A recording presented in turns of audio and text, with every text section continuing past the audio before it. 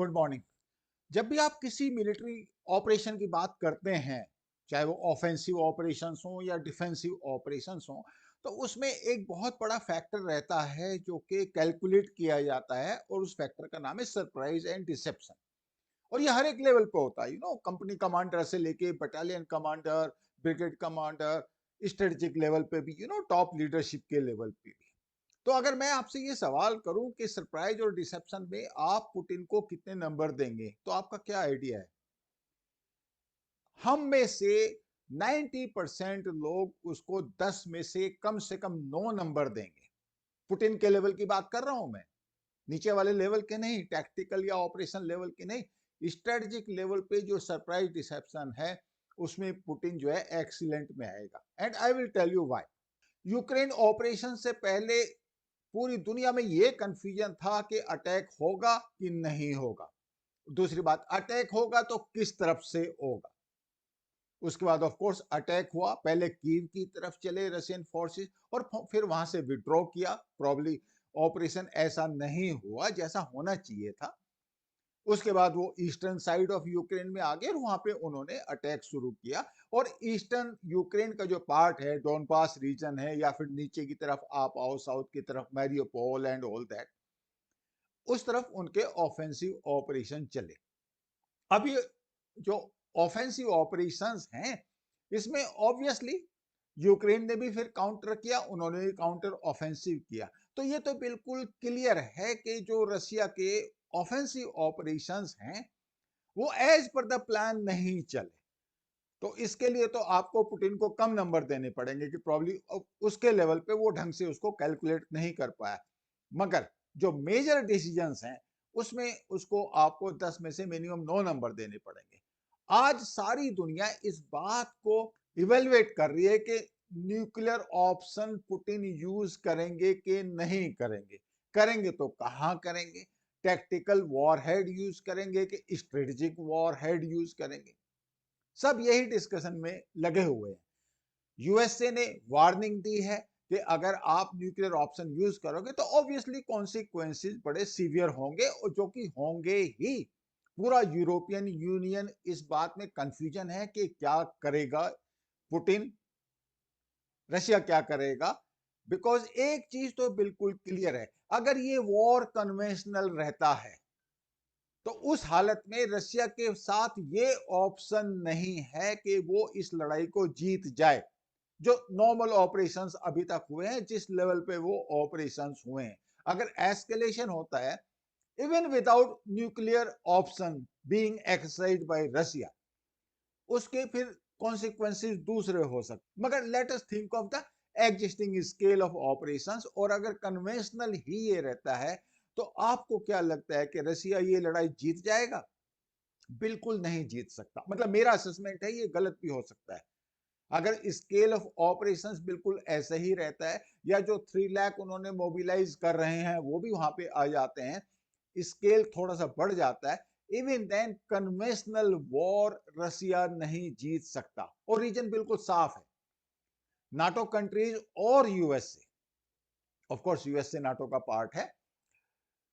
अगर ये इसी तरीके से यूक्रेन को कन्वेंशनल वॉर में सपोर्ट करते रहे तो जो टेक्नोलॉजी का डिफरेंस है रशिया और वेस्टर्न वेपन्स के बीच में वो ग्लेरिंग है। जब से उन्होंने हाइमर डिप्लॉय की है Російським окупантам від Ігоря Лаченкова. Вогонь!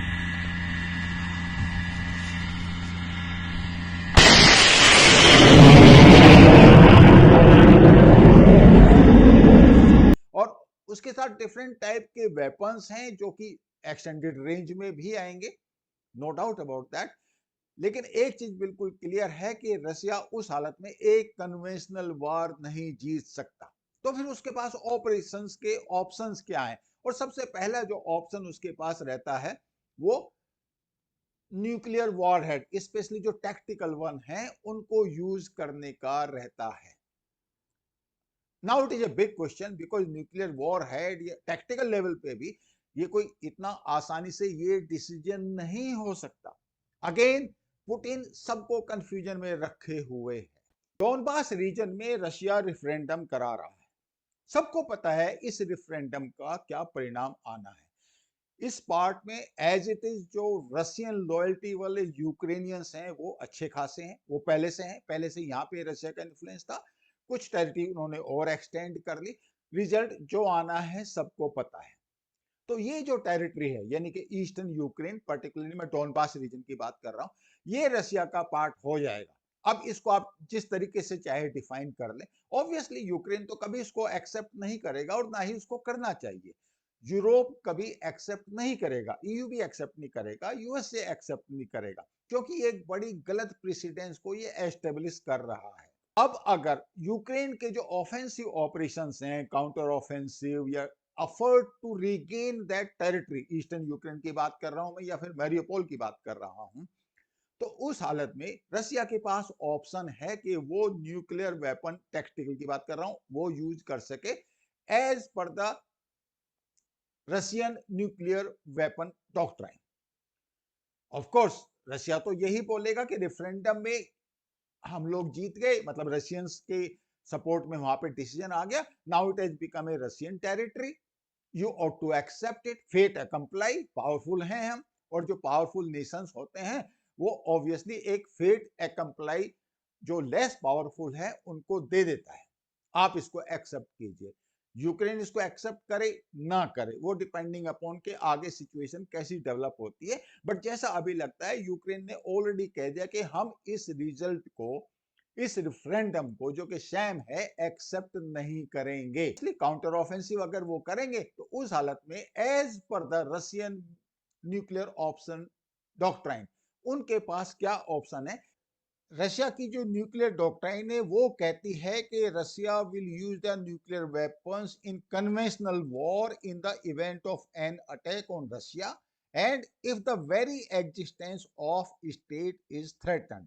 Let us be very clear cut, means वो ऑफेंसिव ऑपरेशन का पार्ट है।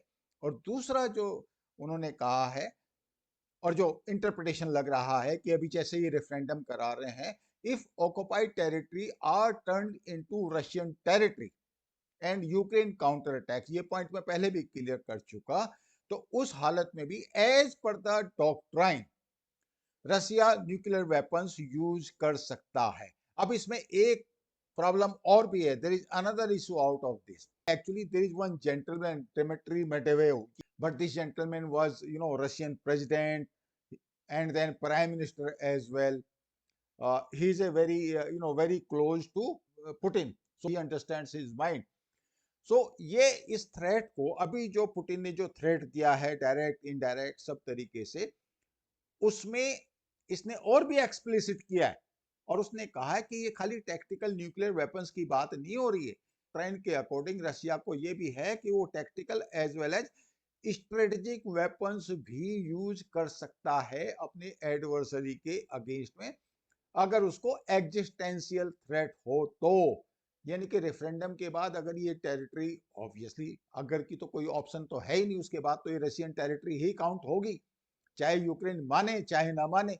लेकिन अगर इसको भी कोई लेने की कोशिश करता है तो उस हालत में न्यूक्लियर ऑप्शंस बिल्कुल एक्सरसाइज कर सकता है रशिया, ये बिल्कुल क्लियर कट है।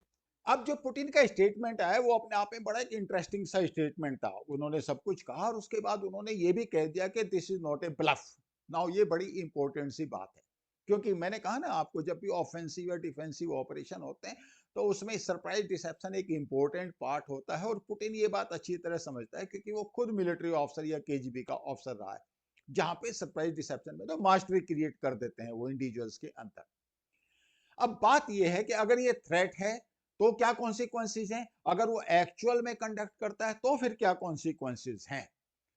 अगर ये थ्रेट है तो उस हालत में क्या होगा, सबसे ज्यादा वरीड कौन होने वाले हैं, सबसे ज्यादा वरीड होने वाले यूक्रेनियंस, और दूसरे नंबर पे यूरोपियन यूनियन, और तीसरे नंबर पे यूएसए, और चौथे नंबर पे पूरी दुनिया। पूरी दुनिया ऑफ कोर्स सबसे ज्यादा वरीड भी हो सकती है, because after all nuclear weapons का यूज कोई बच्चों का गेम नहीं है।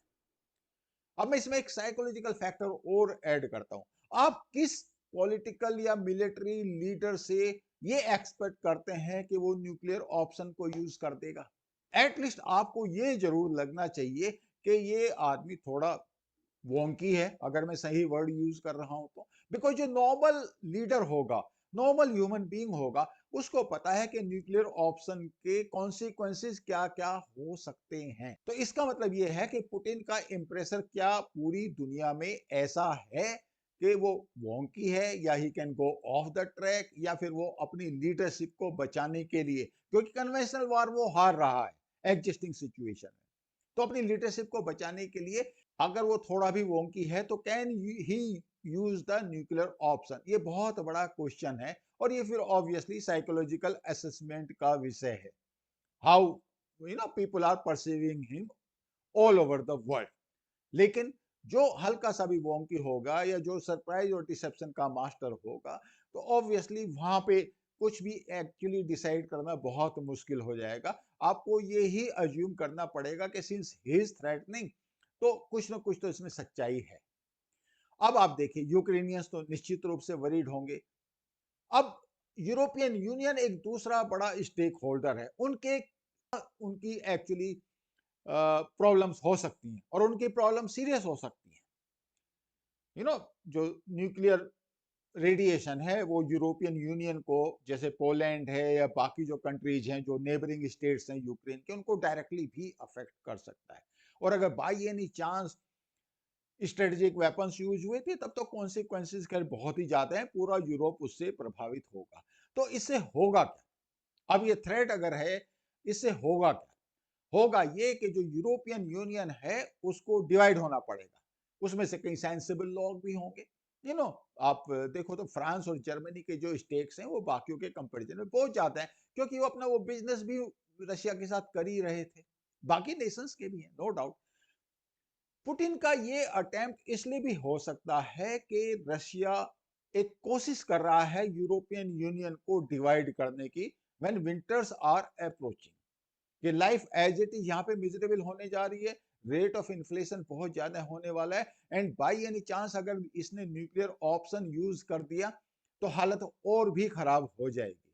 तो उस हालत में यूरोपियन यूनियन के पास क्या ऑप्शन है? वो ये भी कह सकता है कि ठीक है, आपका जो ईस्टर्न पार्ट ऑफ यूक्रेन है, डॉनबास रीजन की मैं बात कर रहा हूँ, प्लस क्योंकि डॉनबास रीजन तो मोर और लेस पहले से रशिया के पास था, उसके बाद इस ऑफेंसिव ऑपरेशन में उन्होंने थोड़ा और बढ़ा दिया, आप इसको मैप में भी देख लेंगे।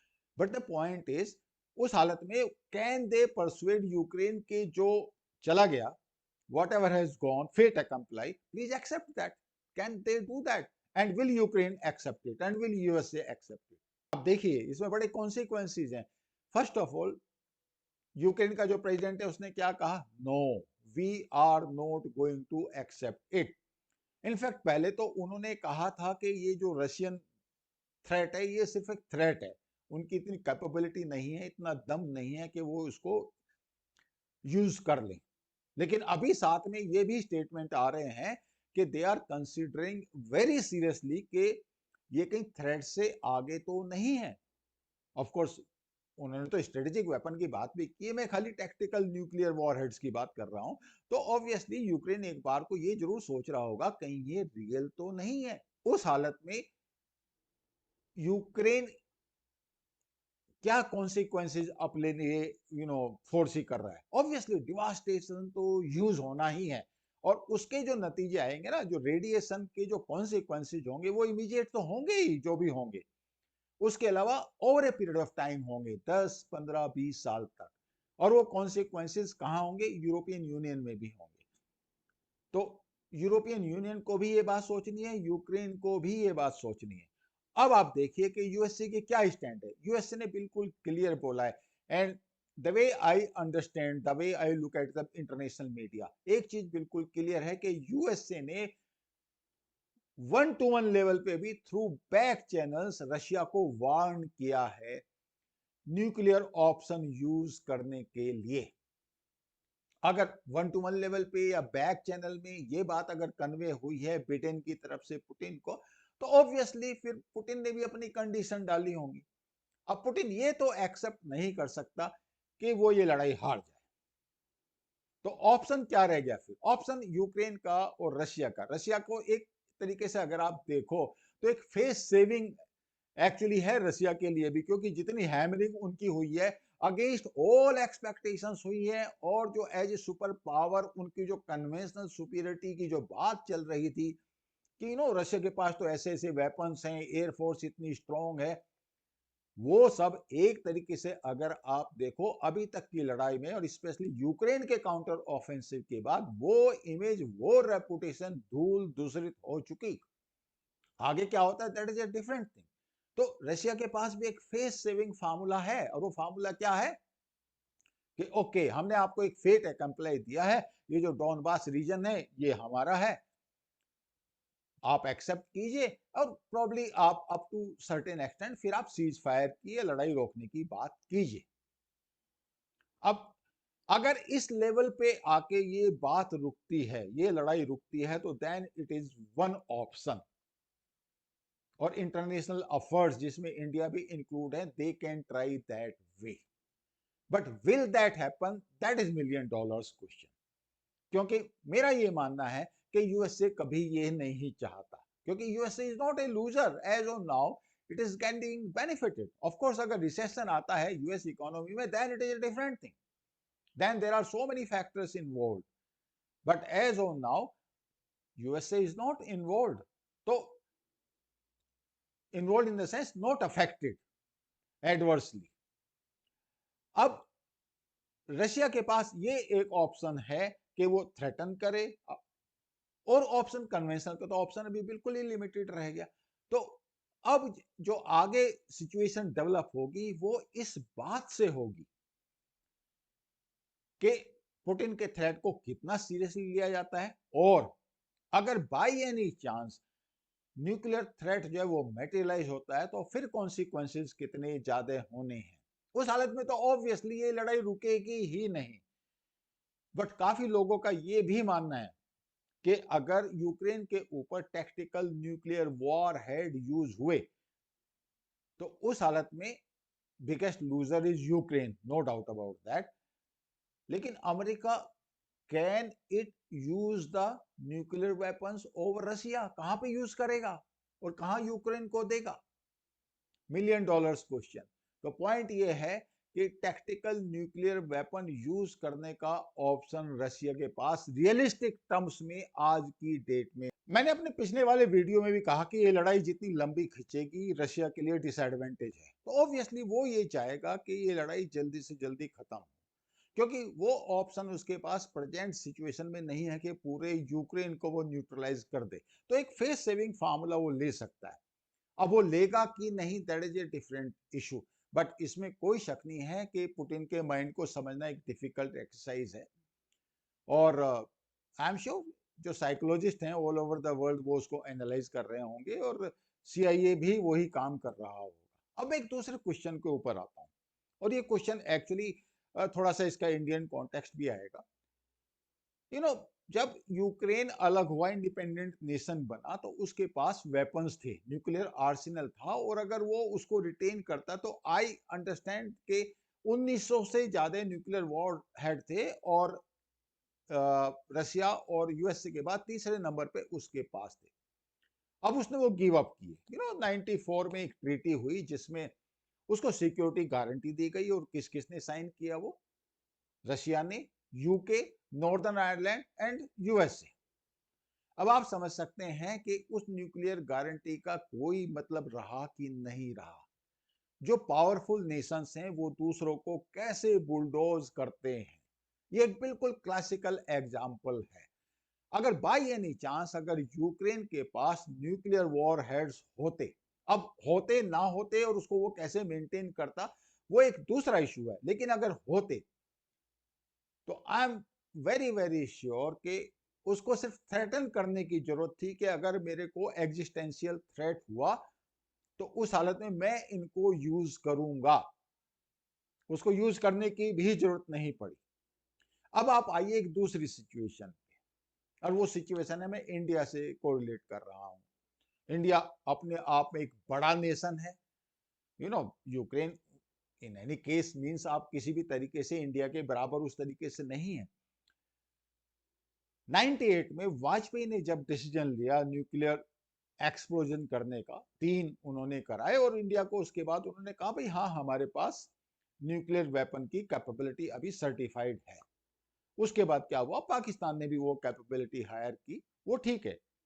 किसी टाइम पे ऐसा लगता था कि अगर शायद इंडिया ना करता तो पाकिस्तान भी न्यूक्लियर स्टेट ना बनता, which is actually not true, because Pakistan was already on the way to develop a Islamic nuclear bomb. लेकिन बाई एनी चांस अगर हमारे पास ना होता और हम इंटरनेशनल प्रेशर में आ जाते, इवन जो 98 का जो एक्सप्लोजन जब सर्टिफाइड हुआ कि भाई हाँ एक न्यूक्लियर वेपन्स हैं इंडिया के पास, उसके बाद भी आप देखो तो हमारे कंट्री में किस तरह का रिएक्शन हुआ। सोनिया गांधी ने ऑब्जेक्शन किया, she criticised it, Congress criticised it, और उन्होंने कहा कि नहीं इसकी कोई शायद जरूरत नहीं थी। बट द फैक्ट इज, चलो वो तो एक हिस्ट्री की बात होगी और हिस्ट्री में जब लोग डिसाइड करते हैं वो उस टाइम के फैक्टर्स के बेसिस पे करते हैं, अब बाद में वो गलत साबित होते हैं, that is all together a different issue. आप आइए कारगिल के टाइम पे जब क्लिंटन के पास नवाज शरीफ पहुंचे और बातचीत हुई और उसके बाद क्लिंटन ने कहा वाजपेयी जी को कि he is threatening to use the nuclear weapons, तो वाजपेयी जी ने कुछ रिएक्शन दिया। उन्होंने क्या रिएक्शन दिया? उन्होंने रिएक्शन दिया कि ठीक है वी विल सफर, हमारे 30-35 करोड़ जो भी हैं वो चले जाएंगे, मगर पाकिस्तान कल सवेरे नक्शे से गायब हो जाएगा। पॉइंट ये है कि पाकिस्तान को पता है कि हमारे पास न्यूक्लियर वेपन्स हैं, उसके बावजूद भी वो थ्रेटन कर रहा था। Just remember this thing. और अगर नहीं होते तो क्या होता? Now that is a $1 million question. और इसलिए मैं कहता हूं वाजपेयी जी अपने आप में एक total statesman, big things, big vision, big decisions. I don't think he was very good in execution. He was unlike Modi जो छोटी चीजें और बड़ी चीजें दोनों को एक साथ सोच सके, but he was a true statesman. बड़ी विजन थी, बड़ी चीजों को बड़े आराम से कॉम्प्रहेंड करते थे। और आज एक्चुअली इस पॉइंट के ऊपर उनके लिए जो रेस्पेक्ट है वो और बढ़ जाती है। उन्होंने अगेंस्ट सो मेनी ओड्स उन्होंने उस टाइम पे डिसाइड किया कि yes we must declare our capability, that yes we are a nuclear weapon state. अब मैं आपको एक और जगह लेके आता हूं और वह है लद्दाख।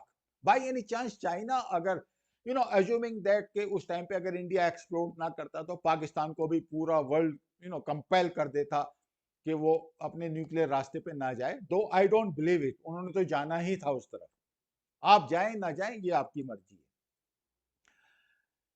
लद्दाख क्राइसिस, अगर बाई एनी चांस चाइना एक न्यूक्लियर वेपन स्टेट होता और हम ना होते, तो उस हालत में आप क्या सोचते हो चाइना का जो पूरा कंडक्ट है, जो बिहेवियर है, वो ऐसा ही होता? बिल्कुल नहीं होता। I give you guarantee. जब आप न्यूक्लियर वेपन स्टेट से डील करते हो तो आप दूसरी ही फ्रीक्वेंसी पे रहते हो। इंडिया ने पाकिस्तान का जो न्यूक्लियर ब्लैकमेल है वो बालाकोट में खत्म किया, वो एक दूसरा इशू है, फिर किसी दिन डिस्कस करेंगे, और उसके लिए बड़े मेजर गट्स और मेजर डिसीजन की जरूरत होती है। बट अब आता हूं मैं आपको यूक्रेन के ऊपर लेके। अगर यूक्रेन के पास न्यूक्लियर वेपन्स होते, डू यू थिंक रशिया की इतनी हिम्मत हो जाती? कभी नहीं होती। जितने भी बिग पावर्स हैं वो हमेशा छोटी पावर को बुलडोज करने के लिए रहते हैं, उनको एक फेट कंप्लाई पकड़ा देते हैं। जैसे चाइना सबको फेट कंप्लाई देने के चक्कर में रहता है। ताइवान को आप देख लीजिए, लद्दाख में वो आए थे तो कैसे, अभी ऑफ कोर्स मोदी जी ने उनको हॉट स्प्रिंग और पेट्रोल पॉइंट 15-14 साहब वापस भेजा, that is a different issue. वो फिर आपको डिप्लोमेसी, और इंडिया ऑफ कोर्स अच्छा खासा पावरफुल नेशन है, बड़ा नेशन है, मतलब ये कोई छोटा मोटा पावर तो है नहीं। लेकिन इसके बावजूद भी अगर न्यूक्लियर वेपन्स आपके पास ना होते तो there should not be any doubt in anybody's mind कि चाइना हमें ब्लैकमेल कर लेता। और आज मैं इस बात को बड़े एम्फेटिकली कह रहा हूं कि यूक्रेन रिग्रेट कर रहा होगा कि उसने इन नेशंस, कौन कौन से नेशंस थे मैंने आपसे पहले भी बताया, USA, Russia, UK, Northern Ireland. अब अगर यूक्रेन के ऊपर न्यूक्लियर अटैक होता है, do you think you will find all these nations around? None of them. And जो इंटरनेशनल मीडिया में देख रहा हूं उसमें ये भी ओपिनियन है कि by any chance tactical nuclear weapons Ukraine के ऊपर यूज होते हैं, उस हालत में ऐसा नहीं होने जा रहा है कि यूएसए रशिया के ऊपर कोई न्यूक्लियर बम एक्सप्लोड कर देगा। Very very unlikely, very very unlikely. और जब आप एक बार आपने वो ऑप्शन देख लिया, रशिया ने ये ऑप्शन एक्सरसाइज कर लिया कि यस टैक्टिकल न्यूक्लियर वॉरहेड हमने यूज कर दिया, एक कर दिया, इनका क्या रिएक्शन आया इस थ्रेशोल्ड के ऊपर? इनका कोई रिएक्शन नहीं आया, बल्कि डर गए। यूरोपियन यूनियन तो डरेगा ही, आप डर गए, वो फिर दूसरा भी यूज करेगा। उस हालत में पूरे यूक्रेन का एक डिवास्टेशन होने वाला है, और कोई भी उसकी हेल्प करेगा, करेंगे, बट डिवास्टेशन तो होगा। ऐसा नहीं होगा कि Russia will get scot free, but it will be matter of years. But उस चक्कर में जो सबसे ज्यादा सफर करेंगे वो यूक्रेन वाले करेंगे। वेपन कंट्री के पास हो, that is a different issue, but उनका जो लीडर है उसके बारे में लोगों का परसेप्शन क्या है? Can he be a bit wonky? क्योंकि नॉर्मल आदमी तो न्यूक्लियर वो ऑप्शन यूज करेगा नहीं। तो अगर किसी कंट्री का लीडर एज ए वॉन्की कर रही है दुनिया उसको, तो ऑब्वियसली दुनिया भी एक बार को गार्डेड रहती है ऐसे कंट्री या ऐसे लीडर के प्रति। And with all frankness, Putin को लोग कुछ ऐसा ही परसीव कर रहे हैं, और उस हालत में who will be the sufferer? Sufferer will be in the short run Ukraine and Ukraine only. Unfortunate but true. I hope you like this conversation. I will see you in next video. Thank you so much.